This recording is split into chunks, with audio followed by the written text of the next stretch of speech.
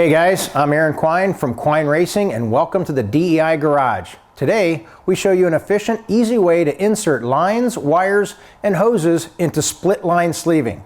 Holding open split line sleeving while trying to get wires or hoses into it can be quite frustrating at best. It takes forever and is honestly a pain in the butt. DEI's new line sleeve tool gets rid of that frustration and lets you finish the job in a fraction of the time. The tools are simple to use. You just insert the wires or line through the tool, put the tool in the sleeve, hold one end and pull. You can see the tool opens the sleeve, inserts the wires or lines inside, then the sleeve closes behind it. How cool is that? There are two sizes, so you can use this for multiple wire bundles or hoses. It really is that simple to get rid of the frustration. Let us know if you have any questions or comments about DEI split line sleeve tool. And for more information on all DEI products, check out our website, designengineering.com. Make sure you subscribe to our YouTube channel for more product and installation videos, and follow us on all of our social media pages.